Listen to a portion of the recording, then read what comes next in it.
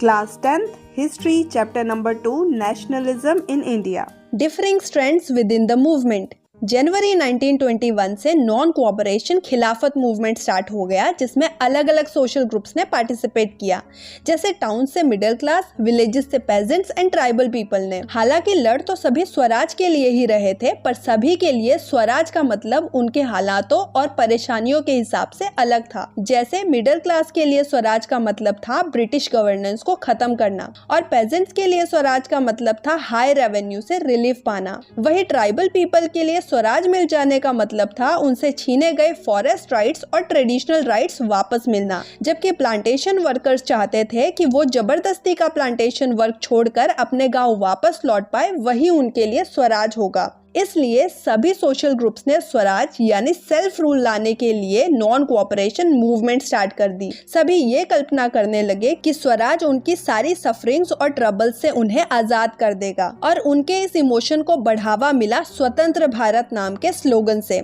Non cooperation movement चली अगस्त 1920 से फरवरी 1922 तक। तो चलो समझते हैं इस बीच सभी सोशल ग्रुप्स ने कैसे पार्टिसिपेट किया, और जिन्होंने नहीं किया उसकी वजह क्या थी। टाउन्स और सिटीज।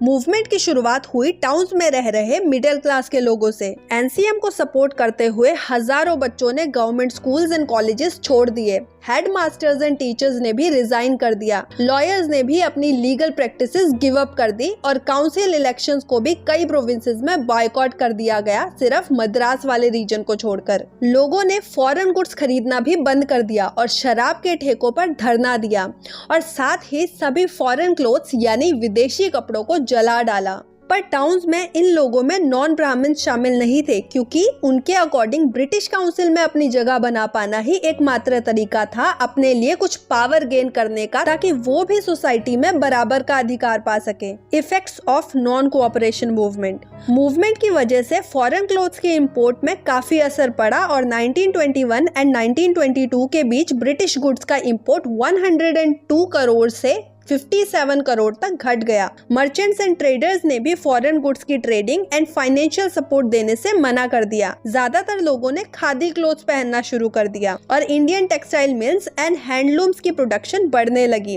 पर अनफॉर्चुनेटली ये सारे असर दिखने धीरे धीरे कम हो गए, क्योंकि खादी क्लोथ्स बहुत महंगे यानी एक्सपेंसिव होते थे, जिन्हें गरीब लोगों के लिए खरीद पाना मुश्किल था। और जनता तो उस समय ज्यादा गरीबों की ही थी, जिनके लिए सिर्फ फॉरेन रेडीमेड क्लोथ्स खरीद पाना ही कॉस्ट फ्रेंडली था। और दूसरा कारण था ऑल्टरनेटिव इंडियन इंस्टीट्यूशंस में कमी होना। इंडियंस के पास इतने इंस्टीट्यूशंस थे ही नहीं कि वो स्टूडेंट्स एंड टीचर्स को वहां रख सके, और लॉयर्स के लिए भी काम मिलना मुश्किल हो गया। इसलिए धीरे धीरे सभी ने वापस ज्वाइन कर लिया। कंट्री साइड और विलेजेस। अवध में पेजेंट्स ने मूवमेंट स्टार्ट की अगेंस्ट तालुकदार्स एंड लैंडलॉर्ड्स, जो उनसे हाई रेंट लेते थे और बेगार करवाते थे, यानी बिना पेमेंट के काम करवाना। पेजेंट्स की इस मूवमेंट को लीड किया बाबा रामचंद्र ने, जो कि एक सन्यासी थे और पहले कई सालों तक फिजी में एज एन इंडेंचर्ड लेबरर काम कर चुके थे। मूवमेंट को शुरू करते हुए पेजेंट्स ने डिमांड की रेवेन्यू रिडक्शन और बेगार को हटाने की, एंड फिर कई जगह पर ऑपरेसिव लैंडलॉर्ड्स का सोशल बॉयकॉट भी कर दिया। मतलब जितनी भी सुविधाएं सोसाइटी में दी जाती थी, जैसे वॉशरमैन या बार्बर की, वो तालुकदार्स एंड लैंडलॉर्ड्स को मिलनी बंद करवा दी गई। इवन पेजेंट्स ने तो तालुकदार एंड मर्चेंट्स के घरों में भी अटैक करना शुरू कर दिया। बाजार में लूटिंग शुरू हो गई, और कई पेजेंट्स ने जमा करके रखे अनाज पर अपना हक जमाना शुरू कर दिया। और साथ ही लोकल लीडर्स भी अपनी एस्पिरेशंस पूरी करने के लिए महात्मा गांधी के नाम का इस्तेमाल किया करते। जून 1920 को जवाहरलाल नेहरू विलेजेस का हाल जानने अवध पहुंचे, और वहां जाकर पूरे विलेज घूमे और लोगों के दुखों को समझने की कोशिश की। फिर अक्टूबर 1920 को जवाहरलाल नेहरू ने बाबा रामचंद्र और कुछ और लोगों के साथ मिलकर औध किसान सभा सेटअप की। इस सभा की मदद से सभी किसानों को एनसीएम में मिला लिया गया। फॉरेस्ट एरियाज में एक और सोशल ग्रुप था ट्राइबल पीपल यानी आदिवासी लोगों का। कॉलोनियल गवर्नमेंट के रूल्स ने सभी ट्राइबल ग्रुप्स की लाइफ पर बहुत ही बुरा असर डाला था। फॉर एग्जाम्पल, नए रूल्स के अकॉर्डिंग ट्राइबल पीपल को फॉरेस्ट एरियाज में फ्रीली घूमना अलाउड नहीं था। ना ही वो अपने कैटल्स को जंगलों में आराम से घास चरवाने ले जा सकते थे और ना ही उन्हें किसी भी जंगल से फ्यूल वुड कलेक्ट करना अलाउड था। उनसे उनके ट्रेडिशनल राइट्स भी छीन लिए गए थे और बिना किसी पेमेंट के रोड्स की कंस्ट्रक्शन करने के लिए मजबूर किया जाता था। इसलिए अर्ली 1920s में आंध्र प्रदेश के गुडम हिल्स से गोरिल्ला मूवमेंट स्प्रेड हो गई। इस मूवमेंट को चलाने वाले लीडर का नाम था अलूरी सीताराम राजू। उन्होंने क्लेम किया कि उनके पास कुछ स्पेशल पावर्स है, जैसे एस्ट्रोलॉजिकल प्रेडिक्शन यानी भविष्यवाणी करने की और लोगों को हील करने की। और तो और वो एक बार बुलेट शॉट लगने के बाद भी बच गए। गांधी की नॉन कोऑपरेशन मूवमेंट उनके लिए इंस्पिरेशन थी।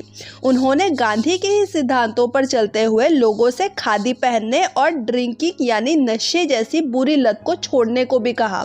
बस भारत को आज़ाद करने के तरीके में अलूरी सीताराम राजू गांधी जी से थोड़े अलग थे।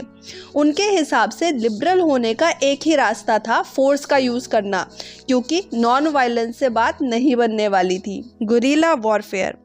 गोरिल्ला मूवमेंट शुरू होते ही रेबल्स पुलिस स्टेशन में अटैक करते हैं और ब्रिटिश ऑफिशियल्स को मारने की कोशिश करते हैं। ये वॉरफेयर कुछ समय चलता है और फिर 1924 में अलूरी सीताराम राजू को पकड़ के सजा दे दी जाती है और समय के साथ अलूरी सीताराम राजू फोक हीरो बन जाते हैं। Plantation workers. Inland immigration act of 1859 के तहत प्लांटेशन वर्कर्स को टी गार्डन छोड़कर जाने की परमिशन नहीं थी, पर जब सभी प्लांटेशन वर्कर्स ने एनसीएम के बारे में सुना तो उनके मन में उम्मीद जाग गई और वो सभी अपने घरों की ओर निकल गए। उन्हें लगने लगा कि गांधी राज आने वाला है, जहां उन सभी को उनके गांव में खुद की जमीन दी जाएगी। पर अपने घर पहुंचने से पहले ही रास्ते में उन्हें पकड़ लिया गया और पुलिस ने उनकी खूब पिटाई की। 4 फरवरी 1922 को गोरखपुर डिस्ट्रिक्ट चौरी चौरा में एक खतरनाक इंसिडेंट हुआ। पीसफुल डेमोन्स्ट्रेशन अचानक से वायलेंट क्लैश में बदल गया, यानी डेमोन्स्ट्रेटर्स और पुलिस के बीच में आपस में लड़ाई शुरू हो गई। इस इंसिडेंट के बारे में सुनते ही गांधी नॉन कोऑपरेशन मूवमेंट को बंद करवा देते हैं। तो अभी के लिए बस इतना ही। मिलते हैं नेक्स्ट वीडियो में पार्ट 3 के साथ।